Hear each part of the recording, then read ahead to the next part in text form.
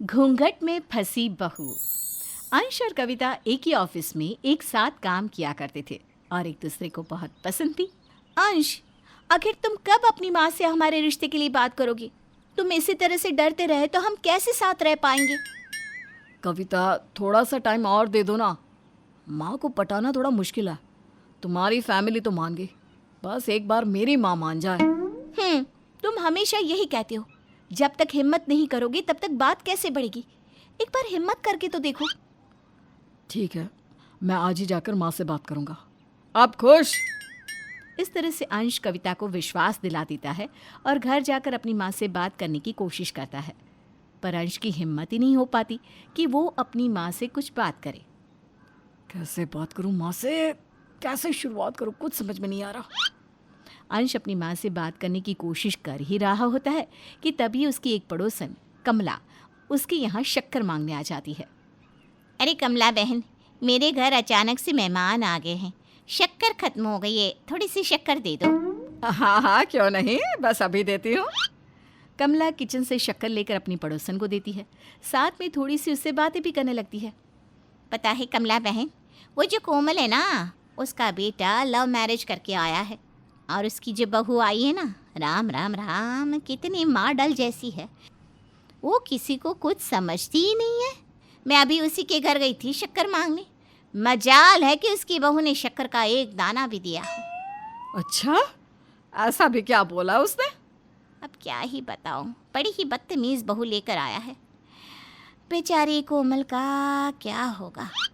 बात तो सही है, लड़का अपनी पसंद से बीवी लेकर आया है तो जाहिर सी बात है ना, मॉडल ही लेकर आया होगा। अब मॉडल के अंदर भला कहाँ संस्कार और गुण होते हैं। मेरा बेटा तो बहुत अच्छा है, मुझे तो अपने बेटे से पूरी उम्मीद है कि वो मेरा विश्वास नहीं तोड़ेगा और मेरे घर में एक अच्छी और संस्कारी बहू आएगी। सही कह रही हो भाई, लव मैरिज करने पर ऐसी ही बहू घर में आती है, इसलिए मैं तो लव मैरिज की सख्त खिलाफ हूँ। हमें तो ऐसी बहू चाहिए जो पर्दे में रहे। अपनी माँ की और पड़ोसन की ऐसी बातें सुनकर अब अंश अपनी माँ से कविता के बारे में बात नहीं कर पाता। इसी तरह से कुछ दिन बीत जाते हैं और कविता के फोर्स करने पर आखिरकार अंश अपनी माँ से बात करने की ठान ही लेता है। माँ, मुझे आपसे कुछ ज़रूरी बात करनी है। हाँ हाँ, बोल बेटा, क्या बात करनी है? माँ, आपको नहीं लगता कि मैं बड़ा हो गया हूँ, अब मेरी शादी हो जानी चाहिए? अरे बेटा, तूने तो मेरे मुंह की बात छीन ली। तो फिक्र मत कर, मैं सभी रिश्तेदार और पंडित से कह दूंगी तेरे लिए कोई संस्कारी लड़की देख ले। अगर शादी मेरी हो रही है तो लड़की भी मेरी पसंद की होनी चाहिए ना माँ? ये बात भी सही है बेटा। अगर तुमने कोई लड़की पसंद करी है तो मुझे उस लड़की से मिलवा दे। मैं उस लड़की को देखूंगी, परखूंगी और अगर मुझे लगेगा कि लड़की संस्कारी है, उसमें कोई खोट नहीं है, तो मैं रिश्ते के लिए राज़ी हो जाऊंगी। क्योंकि बेटा, मुझे अपने घर के लिए ऐसी बहू चाहिए जो पर्दे में रहे। इतना बोलकर कमला वहाँ से चली जाती है। हाँ, अब तो अंश की मुसीबत और बढ़ जाती है। अरे बढ़ती भी क्यों नहीं, कमला को ऐसी बहू चाहिए जो सूट साड़ी में रहे, पर कविता तो जींस टॉप वाली थी। अब अगले दिन अंश कविता से मिलता है और सारी बात उसे बताता है। अंश, अब हम क्या करें? देखो, मेरे पास तो एक आइडिया है। क्यों ना मैं तुम्हारी मुलाकात माँ से घूंघट में करवाऊँ? तुम्हें घूंघट में देखकर माँ खुश हो जाएगी और तुम्हें संस्कारी समझेगी। क्या? घूंघट में? पर मैं घूंघट में कैसे रहूंगी? अरे कविता, कुछ दिन की तो बात है, माँ को बस खुश करना है। कविता अंश की बात मान जाती है और बहुत जल्द अंश कविता को लेकर अपने घर जाता है, जहाँ कविता सूट सलवार डालकर घूंघट में होती है। घूंघट में अपनी होने वाली बहू को देखकर कमला जी तो खुश हो जाती है। मैंने जैसी बहू सोची थी, मेरे बेटे ने बिल्कुल वैसी ही लड़की पसंद करी है अपने लिए। संस्कार तो साफ साफ दिख रहे हैं। माँ जी, ये सारे रीति रिवाज तो पुराने ज़माने की परंपरा है, मैं तो बस उन्हें ही निभा रही हूँ। और वैसे भी बूढ़े बुजुर्गों ने बहुत सोच समझ के रीति रिवाज बनाए होंगे। माँ, मैंने कहा था ना, कविता बहुत अच्छी और संस्कारी है। अब आप बताइए कि आपको मेरी पसंद कैसी लगी? अरे बेटा, तेरी पसंद लाखों में एक है। इस तरह कमला कविता को पसंद कर लेती है और बहुत जल्द कविता और अंश की शादी हो जाती है। शादी के बाद भी अंश के कहने पर कविता घूंघट में रहती है ताकि उसकी सास उससे खुश रह सके। हाय ये घूंघट, आखिर कब मुझे इस घूंघट से छुटकारा मिलेगा? अरे बहू, तो घूंघट में रहकर किचन में काम कर रही है। किचन में घूंघट हटा ले बेटा, यहाँ कोई नहीं है। पर माँ जी, बहू का घूंघट तो उसका गहना श्रृंगार होता है। आप मेरी फिक्र ना करें, मैं सब संभाल लूँगी। भगवान तेरा लाख लाख शुक्रिया जो तूने मुझे इतनी अच्छी बहू दी। ऐसी बहू तो मैं दिया लेकर भी खोजती तो भी ना मिलती मुझे।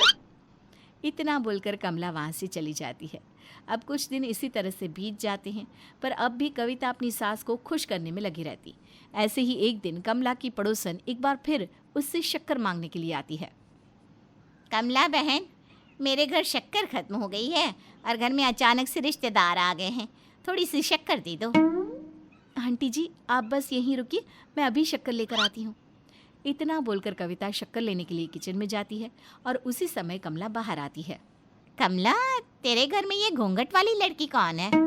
अरे यही तो है मेरी बहू कविता। कहा था ना मैंने, मेरा बेटा मेरे लिए संस्कारी बहू लेकर आएगा। सच में कमला, तेरे तो भाग्य खुल गए ऐसी बहू पाकर। भला आज के ज़माने में कौन सी लड़की घूंघट में रहती है? अरे मीनू को जानती हो ना? अरे उसकी बहू तो गांव से है, पर फिर भी वो घूंघट में नहीं रहती। एक बार फिर कमला की पड़ोसन कमला से दूसरे घर की बात करने लगती है। तभी कविता शक्कर लेकर बाहर आती है। आंटी जी, आपकी शक्कर। अरे बहन, मुझे दूसरों के घरों से क्या मतलब, मेरा घर सही रहे बस, मुझे और कुछ नहीं चाहिए। हाँ, सही कहा बहन तुमने। अच्छा, चलती हूँ मैं। इतना बोलकर कमला की पड़ोसन वहाँ से चली जाती है और कमला अपनी बहू पर और भी ज़्यादा गर्व करने लगती है।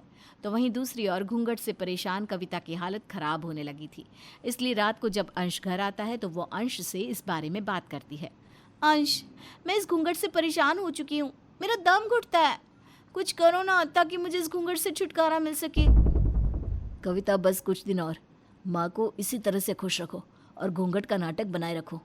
मैं कुछ करता हूँ ताकि जल्द से जल्द तुम्हें इस घूंघट से छुटकारा मिल सके। बेचारी कविता अपनी सास को खुश करने में घूंघट से परेशान हो चुकी थी। एक तरफ तो उसका दिल करता था कि घूंघट हटाकर साफ साफ अपनी सास से सारी बात कह दे, पर वो अंश से दूर नहीं होना चाहती थी, इसलिए वो घूंघट का सहारा लेती है। वहीं दूसरी ओर अभी के समय में अपनी बहू को घूंघट में देखकर कमला जी को भी अच्छा नहीं लग रहा था। बहू, मैं जानती हूँ कि बहुओं को घूंघट में रहना चाहिए, पर अब ज़माना बदल चुका है और मैं इतनी भी पुराने ख्यालातों की नहीं हूँ जो अपनी बहू को घूंघट में रखूँ। पर माँ, आप ही तो चाहती थी कि आपको ऐसी बहू मिले जो पर्दे में रहे। माँ जी, मुझसे कोई गलती हो गई है क्या? अरे ना ना बहू, तुझसे कोई गलती नहीं हुई। और अंश बेटा, बहू को पर्दे में रखने का मतलब ये नहीं कि उसे घूंघट में रखा जाए। मुझे संस्कारी बहू चाहिए थी, घूंघट में रहने वाली बहू नहीं। इसलिए बहू, तू अपना ये घूंघट हटा सकती है।